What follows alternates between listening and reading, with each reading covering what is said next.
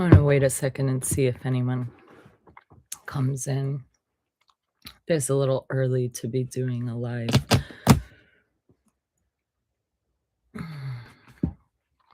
So, I'll just do a little introduction. Um, so my name's Kellyanne, and I grew up um, in Puerto Rico, and my mom worked for United States Customs Service, which was at the time part of the Department of the Treasury in our country. And this was not my mom's first government employment. Uh, my mom worked at Roosevelt Roads for the CO. For those of you not familiar with military lingo, that would be the commanding officer. Um, my mom and my dad at the base. Eventually, they moved back. Ooh, the ring light is like insane. Okay. Eventually, they moved back to Puerto Rico. They had gone on my dad's last duty assignments.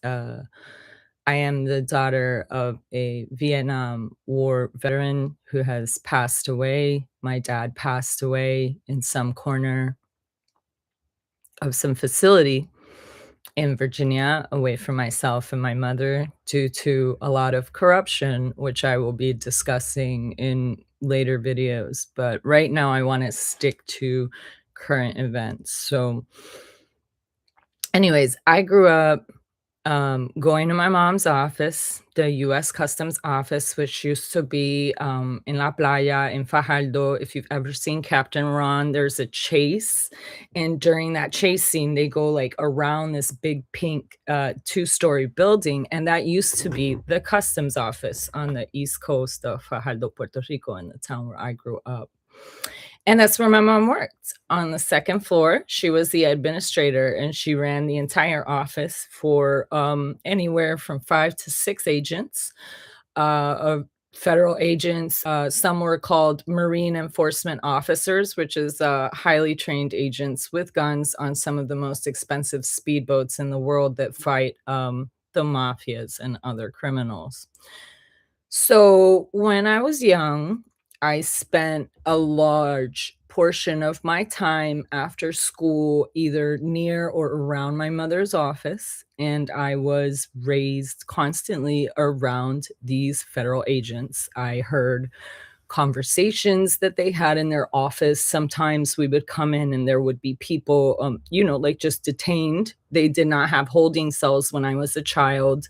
I remember walking into my mother's office once with my dad when I was, I think I was about 8 years old, and my mom had this huge wraparound, like, desk for the administrator of the office. And in front of my mom's desk, there was just bales of, I think it was pot. It smelled a lot. Um, but it was bales. It was like a whole wall. It was taller than me. I remember when I was a child, I didn't know what it was. And, like other times, we walked in the office and my dad was like, "Ooh, this is not a good time." And we walked down, we go to the bakery. There was a cute little bakery next door. It wasn't there last time I went.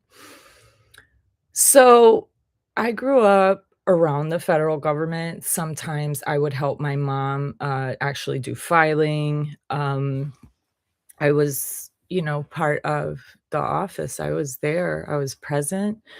I was familiar with some of the operations. Obviously, they didn't disclose all of that information to me, but I could hear, discussions. There were discussions regarding how to detain people, the types of evidence that the prosecutors would need. And at the time, my mom's office was actually in the mid and late 90s, was one of the highest confiscating offices of US Customs worldwide, as they were fighting directly with cartels to obtain the biggest payloads they could from the largest people they could get evidence on. During this time, there were many close calls. There were agents who died in some operations, um, and there was some very dangerous operations where some of the agents who were closer than my family were jeopardized. Every summer, we used to go on a boat to an island. There's a private island off the coast of my hometown, and some of the agents actually knew the owner of that island, and so we would go every summer, and we would do this huge camp out. And this is just to emphasize like the amount of time that I have spent in my life with federal agents. So there's a lot of things that I'm seeing with the current day events, which are just completely outrageous if you come from a law enforcement or military background. The first thing I want to say is that violence begets more violence, and solving violence with more violence should only be a last resort in matters of life and death. If we utilize violence to fight violence, that makes us no better than the violent people.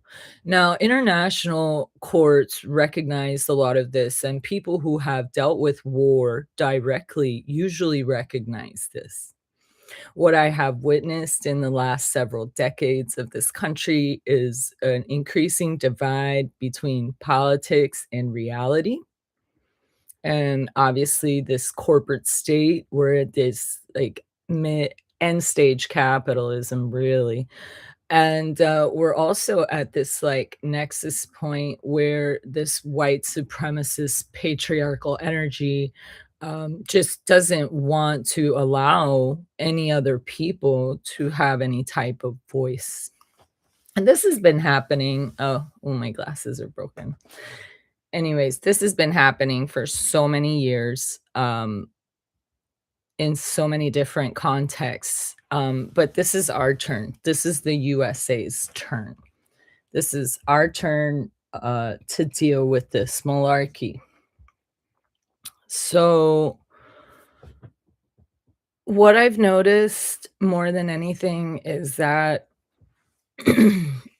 and this is actually why I didn't join government service, even though I had, like, not a free ride, but I could have got in real well. I was being pitched to by agencies. My mom worked at an embassy eventually. So I chose not to go into government service even though I would have had a leg up in that environment. Um, what I've noticed is that we are straying further and further away from our humanity. The open justification for violence on the streets of the United States is absolutely uncalled for. I'm really struggling to understand with all of the technology and things that we have, why I'm experiencing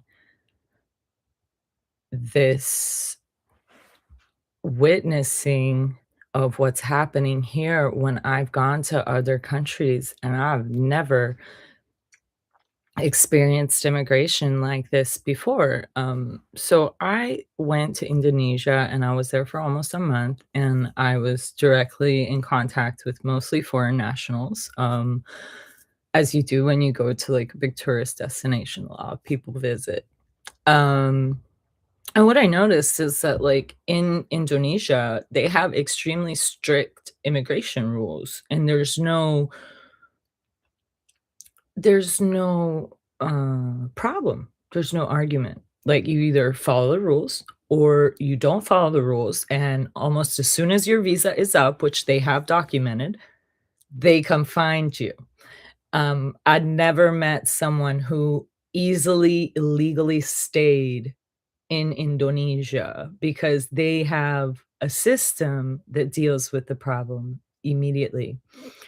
So, clearly, if this country, which is supposed to be a third world nation, apparently, but I didn't experience it quite as such. I mean, some aspects were pretty difficult, and admittedly, I went to more of I went to Java, which is a pretty big, well-known place, and I went to Bali, which is, done up for the tourists.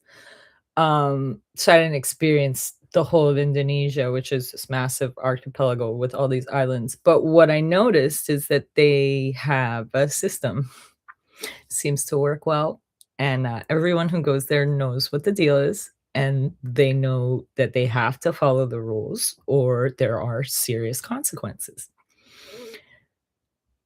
I didn't hear about people being violently assaulted during this situation. I might be wrong. I was not witness to, the process, but I know a lot of people. I know people who've lived out there for decades. Um, and there was always this discussion. A lot of the people that were staying there when I was there were Russian. There was a lot of Italians. There was a lot of Israeli people. Um, so, this country deals with immigration much better than we do. And of course, there's no comparison. Like, it's an archipelago. It's much harder to get there than, the big United States, which has got all these points of entry that are a little bit more accessible. So it's crazy, right, that this country is doing immigration better than the supposed world power, because apparently Americans think that America's like the be all and end all, but we are very much not. That is extremely arrogant for any of us to think that we are somehow superior or better when we are a young nation experiencing the same turmoil that most large empire type things go through. So these last shootings, I don't believe there's a video of the Keith Porter shooting.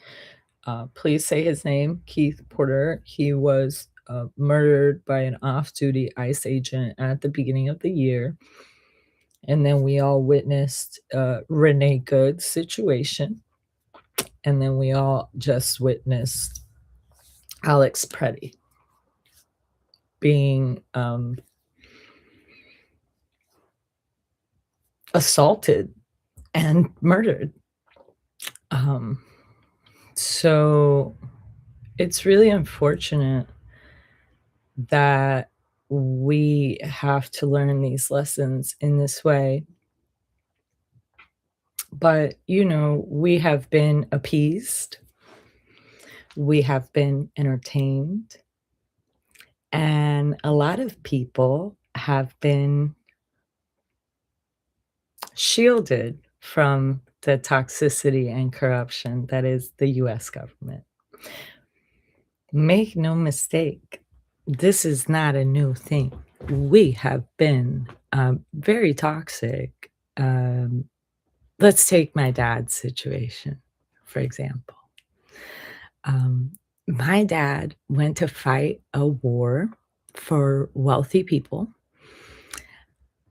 He went to Vietnam. He traveled all over the South Pacific, and he made a lot of sacrifices for the government and for the military. And our own government sprayed, excuse me, less than 5 miles from his battalion. And you should have seen the look on my dad's face when they made Agent Orange release public. Like, they actually showed like where and when these things occurred. I need to get new glasses. They showed where and when the Agent Orange was dropped, and you should have seen the look of just devastation on my father's face when he realized that the government he swore an oath to actively poisoned him and his battalion knowingly. And then our government denied it for years. They denied these people. And then it was released, right? And now it's all this compensation and whatnot. But you know what? The government failed my dad on many fronts, but we're not going to get into that today. So Things that we can do in light of what's happening, things that we can do is we can